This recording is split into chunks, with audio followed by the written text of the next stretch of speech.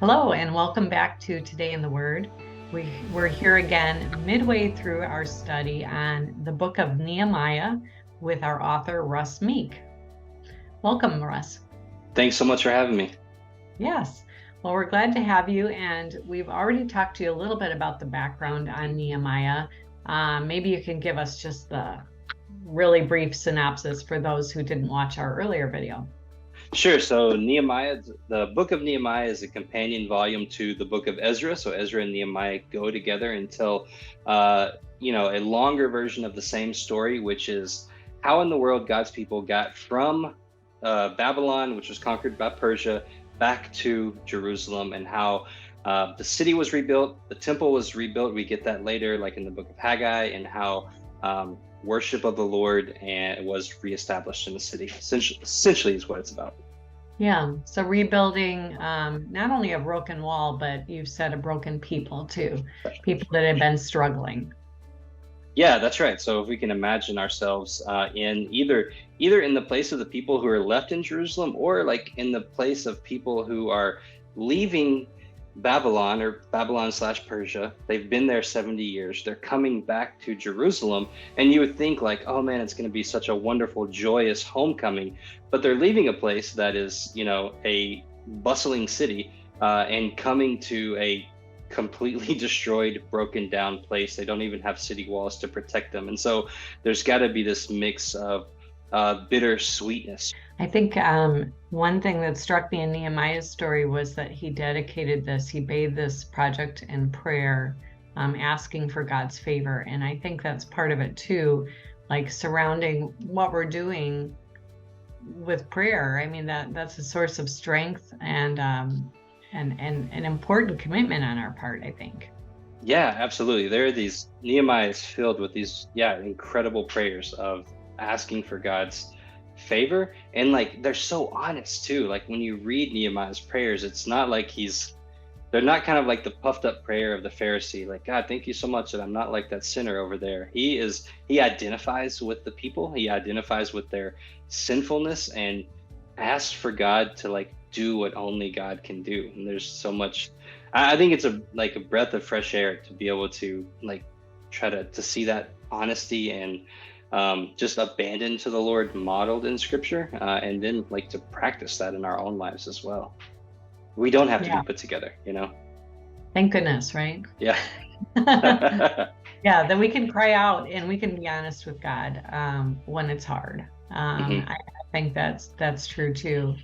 I titled this video, How Can We as Christians Face Impossible Situations? And I put quotes around impossible because we believe as followers of Christ that we can do impossible things, because nothing's impossible for God, not because we're so great, right?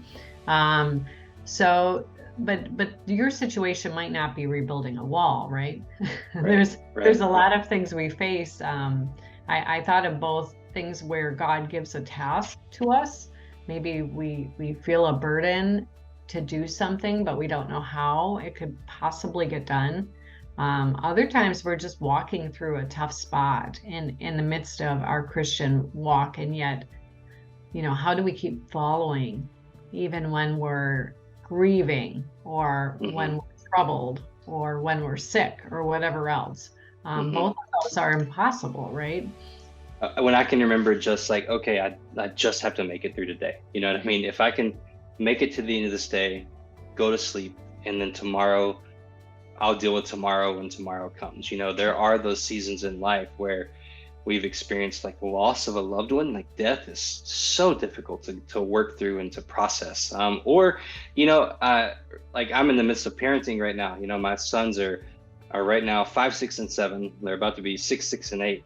And just like last night, my wife and I were talking about just the difficulty of like the grind of parenting. It's day in and day out, every single day, 7 days a week. And we often have to remind ourselves that like the goal at the end of this is that our parents would know God, and our kids would know God and love God, and that they would be good husbands. Like, I want to raise boys who are really good husbands. But to get to that place, is a lot of minute by minute course correction, conversations, helping them learn to process emotions, helping them to express themselves in healthy ways, helping them to get along with each other, to eat healthy food, to exercise and play instead of, playing video games. And so it's like this, you have this kind of grand goal of like, man, raising children who love the Lord. But like when you're like in the muck and mire of the day to day, it's easy to want to quit and want to give up and just say, I can't do this anymore, I like one thing you said about doing the next thing. I was just listening to a video with Elizabeth Elliot about surviving grief and suffering, and she talked about that was one thing, is not focusing sometimes on the big project, although it sounds contradictory to what you said, but I don't think it really is. But sometimes the practical thing when you're exhausted of doing the next thing, next thing God is putting before you, to fight that discouragement of saying, there's a reason for this. I don't know the reason maybe right now, but I can do this next task. Yeah, absolutely. And I've shared this before, like in other previous issues. There's like this period of my life where I really struggled with alcohol abuse, and then the Lord delivered me from that, and it's been so wonderful. But in like the hardest part of quitting and getting healthy and repenting and all of those things, in the hardest part of that, it was at times like I am not going to drink any alcohol right now.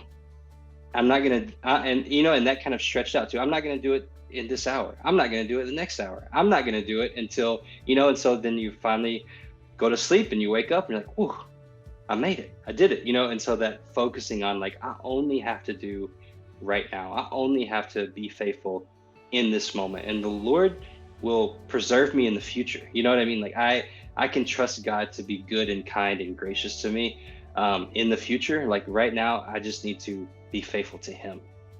I just do think this book, while it's deeply encouraging, it's also very honest. And I don't want to give spoilers to the end of the book, but it doesn't maybe have the storybook ending, and maybe that teaches us something too, a little bit. Yeah, it does. It's probably one of the saddest endings in any book of the Bible that I can, remember. And you see, I don't want to put emotions in Nehemiah's heart that maybe aren't there, but you see him like at the end of the book saying like, man, I'll just read the last chapter, verse 29 of chapter 13, he says, remember them, my God, for defiling the priesthood, as well as the covenant of the priesthood of the Levites. Okay. And then he says, but remember me, my God, with favor, and so it ends with this, another prayer of Nehemiah, asking the Lord to remember the evil that was done, and then also to remember him like for his faithfulness, and so it doesn't end on this great note. And that's often like what our lives are, up and down and up and down and up and down. And there's seasons of rejoicing and celebration and of like, man, we did this, and hope and rejoicing in the Lord. And then there are seasons when we just say, God, like this did not turn out the way that I thought, but I was faithful. I walked with you. Like, please give me, remember me. Yeah, keep me faithful in the midst of this, and the ending isn't up to me. I think in some ways that's a little bit of a relief. Yeah. Because sometimes we do put a lot of pressure on ourselves to kind of fix and orchestrate things and make sure it's all going to turn out good. God has an ending in mind. He knows the ending already. So we can commit it to Him and be faithful in the midst of it. So I do like that. So how can we face impossible situations? We talked about praying, definitely dedicating that to God, being honest with Him, taking it day by day, right? Right. And also at the same time, keeping the big picture in mind, the end goal, what God's called us to. All good thoughts. So thank you for this, Russ. I hope that people stay with us and get to the end of that book. It's important, even if it might not be the storybook ending, but it's an important ending. So Thank you so much. And thank you, our readers who are studying God's Word with us every day. We have more than 950,000 of you, which is mind-boggling to me. You're all over the globe, and we are so thankful for you. So please like this video and subscribe to it. And we hope you download the Today in the Word app or go to our website and sign up if you haven't already.